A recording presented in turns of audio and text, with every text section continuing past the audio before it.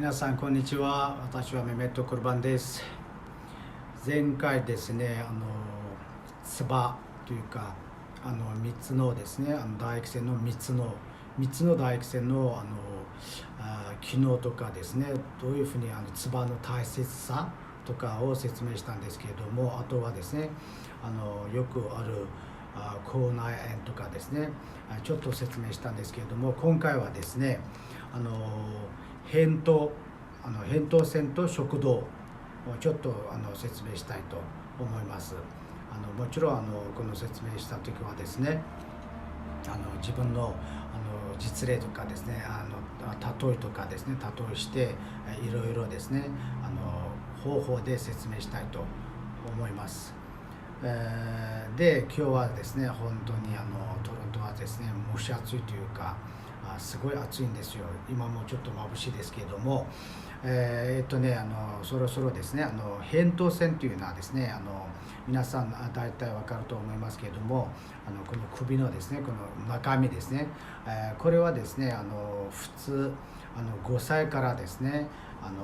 7歳とか8歳までですね、発達がですね、成長が早いので、子どもたちが。で、その時ですね、免疫力と関係がすごくあるので、その時ですね、炎症しやすいとか腫れしやすいとかですね、いろいろあるんですよ。だからこれはですね、私の推薦というか、私の昔ですね、私も病院の方でですね、実習した時ですね、私もたくさん見たんですけれども、他のですね、もちろんこれは耳鼻科の問題ですけれども、これはですね、その時ですね、子どもたちはですね、それは中国だから子どもたちのですね、手術がたくさんあったんですよ。だから私の意見としてはですね、なるべくですね、手術しない方がいいと思います。もちろんですね、予防してですね、これもですね、1週間から10日経ったらですね、その炎症が幼かった場合はですね、それはもちろん手術してもいいですけれども、なるべくその手術しない方がいいと私は思います。だからこれはですね、扁桃腺というのはですね、すごくリンパというか、体のですね、すごく大きいリンパとして働いてるんですけれども、すごく免疫力の高めるんですよ。もしですね、手術して取っちゃったらですね、子供頃からですね、その免疫力が落ちて、いろいろですね、抵抗力とかですね、病気にしやすいなります。だからなるべくですね、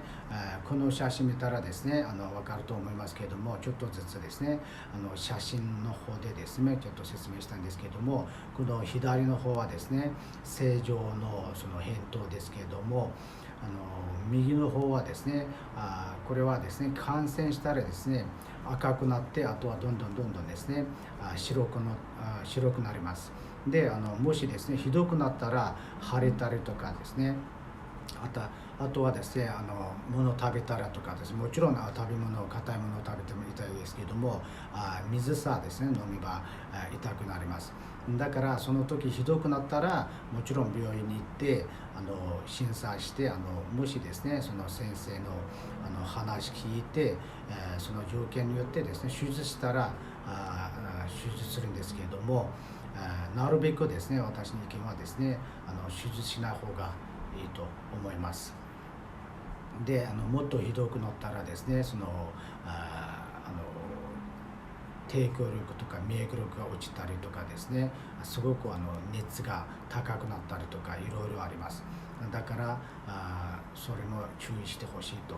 思います。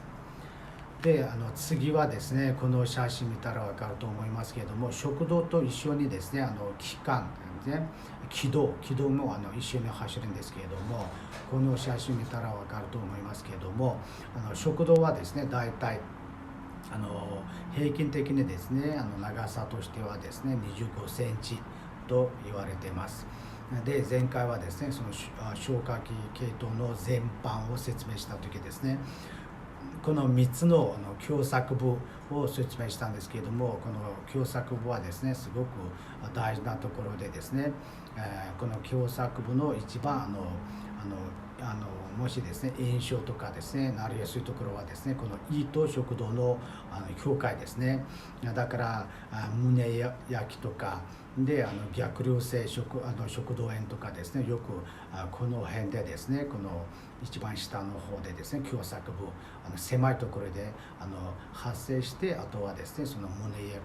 焼きとかですねよく出ます。だからそのですね胃酸ですね、これもですね胃を説明するときはですね次回説明するんですけれども、今回はですねここまで説明するんですけれども、あとはですねこの食道と一緒に走ってのはですね、これ気道ですね。気道のですねこういうふうにものがあるんですけれども、これはですね日本語のことわざあるかどうかわからないんですけれども、ウイグル語でですね食べ物を食べた時はですね大きい声で笑ったりしちゃダメですよっていう我々はですね昔から言われてるんですね。だからですね大きい声で割れたらですねこの食べ物とかですねこの気道にですね入って危険性があります。でこの写真見たらですね喉頭蓋で喉頭蓋がですね正常の場合はですね物を食べた時はですね神経がもちろん脳がですね命令して物が来たよすぐこういうふうに気道をですね蓋しなさいっていう信号が来るんですよ。もしですね食べ物がですね大きく笑ったりとかですねしたらですね、その食べ物がですね気道に入っちゃって、これはですね医学的に誤嚥っていうんですけれども、ですぐ咳がですね誤嚥反射とかですねして咳が出たりとかですねすごく苦しくなります。多分皆さんですね大体ですねみんなその経験があると思いますけれども、だからですね食べ物食べた時はですね大きい声でですね笑ったりとかしちゃダメですよっていう私たちはですね子供の頃からですねそういうふうに育ってきたんですよ。であとはですねこの食道の長さとかはですね説明したんですけれども、あとはですね逆流、さっきも言ったんですけれども胃酸ですね。これも詳しくですね次回のビデオで説明したいと思いますけれども、逆流ですね逆流性食道炎ですね世の中にたくさん患者がいます。だから胃酸はですね体の中にですね胃酸のpH ですね酸性度はすごい高いんですよ。だからですね平均的にですね pH とか pH とかですねそれはですね 1.5 前後です。だからすごく強いので胃酸がですねたくさんですね胃から逆して食道に入ったらですね胸焼けとかですねすごく苦しくなります。だからそれもですねこれからどんどんですねどういうふうに予防するかとかですね食べ物が何が大事なのかとかですねそれもちょっとずつ説明したいと思います。じゃあ今日はですねこの前回も言った通りですねこの扁桃腺と食道を説明してからですね、あとはですね体の不思議というか豆知識というかそれもですねちょっとずつ面白いものもですねちょっとずつ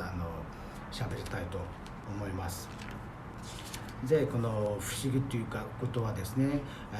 世界中にですね心臓がですね体の外に生まれてくる人もいるみたいですね。すごく不思議ですね。だからあとはですねもしですね私たちの心臓と呼吸がですね停止してもですね脳の生きる時間というか生きる時間がですね6分ぐらいなりそうです。あとはですね、今ダイエットとかですね、いろいろ言われてるんですけれども、もしですね、正常なですね、正常的なダイエットしないと、その我々のですね、脳細胞が自分の脳をですね、食べてしまう危険性があります。だからそれはですね、ダイエットするときはすごく注意しなさいということもあります。あとはですね、人間はですね、一日中ですね、呼吸する回数はですね、平均的にですね、2万5,000回です。で、今日はですね、ここで終わりにしたいと思います。これからもですね、ご意見とごシェア、